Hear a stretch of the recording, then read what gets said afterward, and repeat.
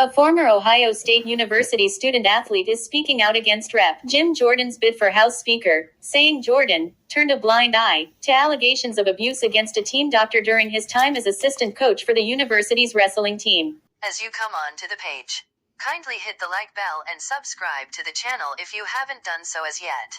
Thank you. Rocky Radliff is now an attorney who also represents several other former OSU wrestlers in an ongoing lawsuit against the university. I think the wrestlers that I represent, not one of us, would back him for such a leadership position, Radliff told ABC News Live Prime anchor Lindsay Davis. He continued, he's abandoned us for his own selfish reasons when he could have helped us. He's chosen not to. So that is not the good makings of any type of leadership or any type of leader that he would have put up with at Ohio State. It's just not. None of us wrestlers believe he should get that position. A spokesperson for Jordan, R. Ohio, told ABC News, Chairman Jordan never saw or heard of any abuse, and if he had, he would have dealt with it. The allegations of abuse were against Drive. Richard Strauss, an Ohio State team doctor and sports medicine researcher. Strauss is accused of sexually abusing at least 177 men over an 18-year period from 1979 to 1997. Nearly his entire time at Ohio State, according to an independent report released in 2019. Investigators determined that university officials ignored nearly 2 decades of accusations of sexual abuse against Strauss, who killed himself in 2006 at age 67, 7 years after retiring from the university. He calls them all liars, but more and more former Ohio State University wrestlers are coming forward to say their former assistant coach, Congressman Jim Jordan, knew student-athletes were being sexually abused and are dumbfounded to understand how Jordan can deny it. That's a lie. He's lying. Period. He's a liar.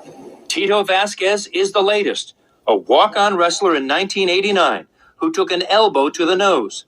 Sent to team doctor Richard Strauss to stop a nosebleed, the doctor fondled his genitals. There were some wrestlers with Jordan over to my left-hand side, and I said something to the effect that Doc's hands are freezing, and that he examined me thoroughly, extremely thoroughly, my private parts, and everybody was just like, kind of snickering. Jordan said, I have nothing to do with this. But Jordan heard what you said. Oh, he heard what I said. Vasquez, a public school teacher for the past 27 years, is the 6th former Ohio State wrestler to tell CNN they directly told Jim Jordan of the abuse, or Jim Jordan was present when someone was recalling abuse by the team's doctor. 8 more former wrestlers tell CNN the abuse by Dr. Richard Strauss was such a routine topic of conversation that it's inconceivable Jordan did not know. Yet Jordan, now a powerful Republican congressman, refuses to budge. We've got 6 former Ohio State wrestlers who absolutely say you knew about Dr. Strauss because they either told you at the time or you were there. You guys are still asking about this after the Perkins Coie Clinton's law firm investigated this and didn't even mention my name once. Well, they didn't mention your name, but they mentioned that 20 coaches knew about it. Every single coach has said the same thing I have. All kinds of athletes have said the same thing I have. And the reason they've all said that is because it's the truth. Look, if I'd have known there was some kind of problem, some kind of abuse, I'd have helped out our athletes. What they're saying is just not true. Richard Strauss killed himself in 2005. Last year, an independent investigation concluded while Dr. Strauss worked at OSU over 2 decades, he sexually abused at least 177 male student patients. Jim Jordan called the report a vindication because it did not name him. The report did not name any wrestling coach at Ohio State, did not find documentary evidence coaches were aware of complaints against Strauss, but 22 coaches confirmed to the investigative team that they were aware of rumors and or complaints about Strauss. Former OSU wrestler Dunyasha Yetz says Jordan is one of the coaches who knew because he told him. In January of 1993, Yetz went to see Strauss for a thumb sprain, and the doctor tried to pull down his pants. Yetz says he kicked open the doctor's door to escape.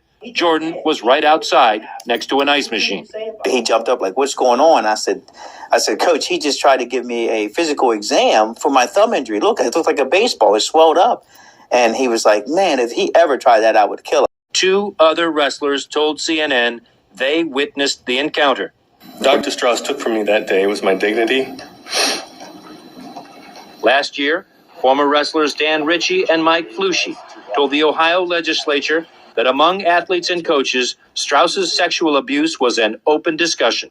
I do recall somebody bringing up something to one of the assistant coaches, and his response was simply, well, if you ever tried that with me, I'd snap his neck like a stick of dry balsa wood. And I remember the exact phrase about, that happened to me, I'd break his neck. The coach who talked about breaking Strauss's neck was Jim Jordan, according to both Ritchie and Flushy, who didn't name him in front of the legislature, but have since confirmed it to CNN. The accusations of abuse involved athletes from at least 16 sports including wrestling, hockey and swimming, and included Strauss's work at the Student Health Center and an off-campus clinic that he founded late in his tenure, according to the report. The university removed Strauss as a school physician in 1996 after a flurry of student complaints and reported his actions to the State Medical Board of Ohio. However, the school allowed Strauss to retain his tenured faculty position while he operated an off-campus clinic, where the report says he continued to abuse students. Ohio State University has since admitted that it failed to protect students from Strauss, paying out $60 million in settlements to some 296 victims. Jordan, who was an assistant coach on the team from 1986 to 1994, came under fire in 2018 when several former OSU wrestlers took their allegations against Strauss to the media and claimed Jordan was aware of Strauss's inappropriate behavior and failed to report it. The university then announced it was opening an investigation into the allegations against Strauss. Jordan also denied knowing about the abuse when the allegations first came out in 2018. We believe very strongly, especially all the wrestlers that were there at the time, that Jim Jordan knew what was going on, Ratliff continued. Jordan should come forward and tell the truth about what happened. At least meet with the guys. He's failed to do that. To hear our side, he's failed. Even if you believe what Jim Jordan says, he has never once reached out to any wrestler to say, hey, I missed it. I'm sorry. How are you feeling? Jim Jordan called me crying, groveling on the 4th of July, begging me to go against my brother, begging me, crying for a half hour. That's the kind of cover-ups that's going on there. Jim Jordan called me several times after that. That week, I had to have my lawyer call him, tell him to stop calling me. I had a teammate, George Pardos, I called and told him, call Jim Jordan and tell him to quit calling me or I'm going to beat his ass. He's throwing us under the bus, all of us. He's a coward. He's a coward. He's not a leader. He's a coward. I'm a leader. I was captain of these guys. That's why I'm here. I would never abandon my team. He abandoned us. Our head coach abandoned us. He's flipped his story.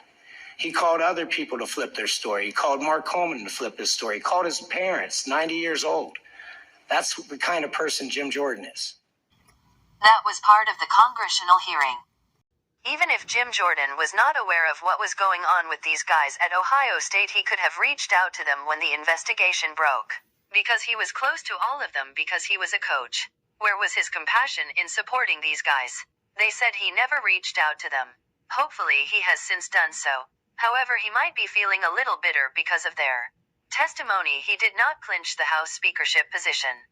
A position that he was really clamoring for. At least the former students of Ohio State got to be heard and got a little justice. By the settlement they received from Ohio State. As you leave the page, kindly hit the like bell. And subscribe to the channel if you haven't done so as yet. Thank you.